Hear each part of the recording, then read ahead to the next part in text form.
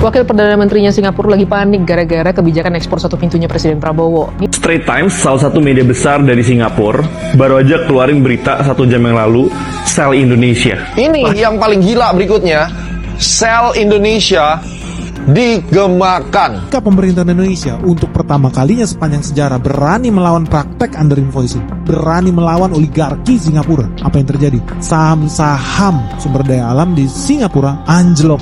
Loh, kok bisa ya? Kebijakannya di Indonesia, kok yang jatuh malah saham-saham sumber daya alam yang ada di Singapura? With regard to export policies of individual countries, I think the situation and environment are different. Every country have their own concerns and their priorities.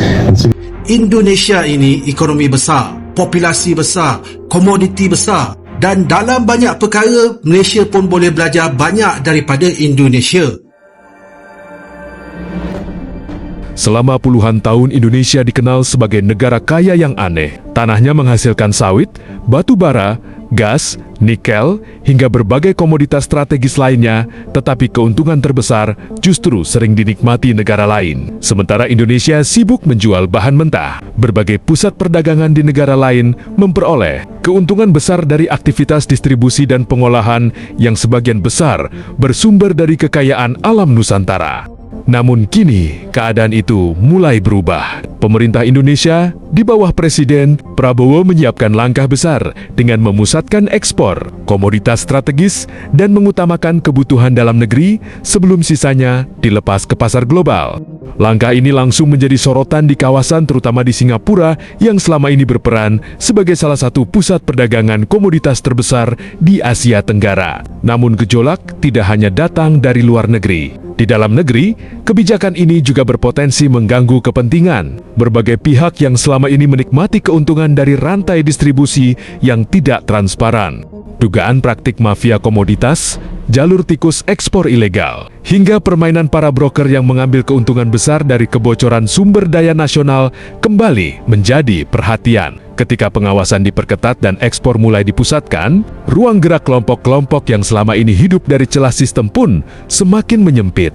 Yang paling membuat Singapura ketar-ketir adalah kemungkinan berakhirnya sebuah kenyamanan yang telah berlangsung selama puluhan tahun. Ekspor satu pintu, hilirisasi, dan pengawasan yang lebih ketat berpotensi memotong rantai keuntungan yang selama ini dinikmati Singapura. Semakin banyak kekayaan alam Indonesia diolah dan diperdagangkan langsung dari dalam negeri. Semakin kecil keuntungan yang bisa dipetik oleh pusat-pusat perdagangan regional seperti Singapura. Karena itulah kebijakan ini tidak hanya mengubah ekonomi Indonesia, tetapi juga berpotensi mengguncang keseimbangan lama yang selama ini membuat Singapura nyaman menikmati nilai tambah dari kekayaan alam milik Indonesia. Wakil Perdana Menterinya Singapura lagi panik gara-gara kebijakan ekspor satu pintunya Presiden Prabowo. Nih, liatin dulu. With regard to export policies of individual countries, I think the situation and environment are different. Every country have their own concerns and their priorities. We'll continue to also work with Singapore businessmen to find a way to work with Indonesia to make sure that our exports to Indonesia and our access to Indonesia's exports will continue to flow freely. Harusnya paham dong kenapa Indonesia belakangan mendapatkan serangan bertubi-tubi, termasuk juga ada keanomalian masalah outflow yang ngalir ke arah sana tuh. Makanya jadi negara yang nggak punya sumber daya alam itu nggak usah belagu. Selama ini sosok jadi cangkangnya Amerika di Asia, dekan-dekan Indonesia.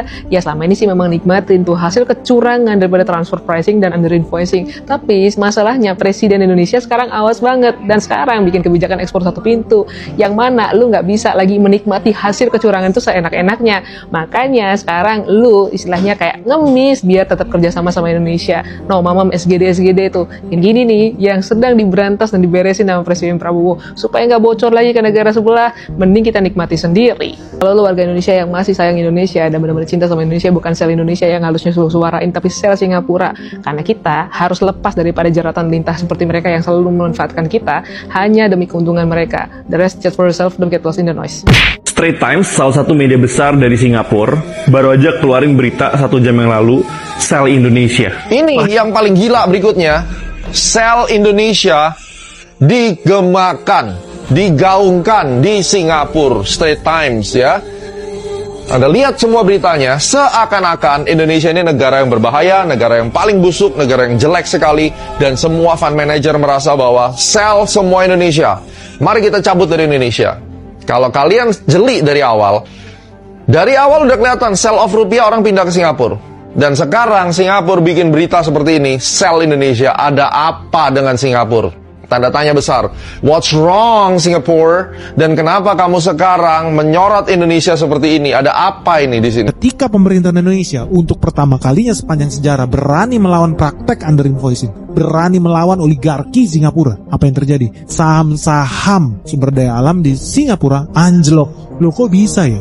Kebijakannya di Indonesia, kok yang jatuh malah saham-saham sumber daya alam yang ada di Singapura? Apa contohnya? Lihat, First Resources langsung turun 28%, saham Golden Agri turun 18%, MP Evans Group turun 24,2%, AE Plantation turun 21%. This is a fact, guys. Ternyata kebijakan Indonesia berhasil membuat bursa di negara lain kolaps, saham-sahamnya anjlok, dan lu harus curiga. Tapi kalau lu punya otak sedikit, lu buka tuh laporan keuangan First Resources Limited. Di situ lu bisa lihat pendapatan dia dari Singapura berapa sih? Cuman 447 juta dolar. Tapi dari Indonesia 1,1 miliar dolar, guys. Artinya 66% penghasilan First Resources dari Indonesia.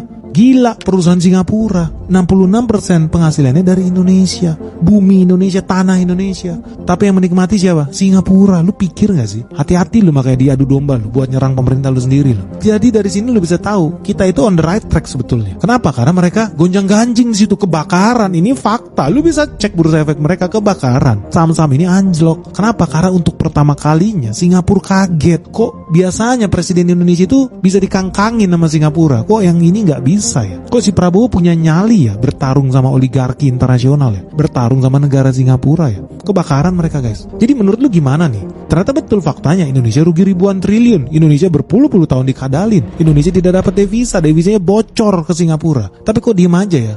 Nah sekarang ketika Indonesia punya presiden yang berani nih ngelawan itu semua, kok narasinya malah jadi aneh. Kita harusnya menolak, melawan badan ekspor satu pintu. Kok gitu ya? Padahal sudah terbukti loh. Sudah terbukti berpuluh-puluh tahun negara kita dirugikan ribuan triliun. Giliran kita mau perbaiki kok malah dilawan ya?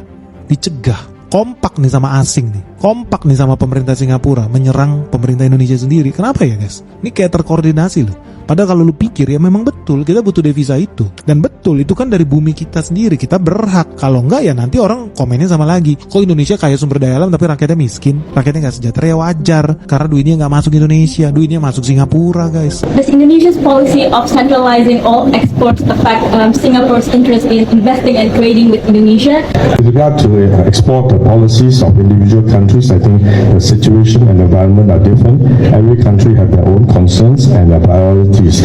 And Singapore will work together with Indonesia to ensure that Indonesia continues to be an attractive investment destination for Singapore and our investors. We will continue to also work with Singapore businessmen to find a way to work with Indonesia to make sure that our exports to Indonesia and our access to Indonesia's exports will continue to flow freely.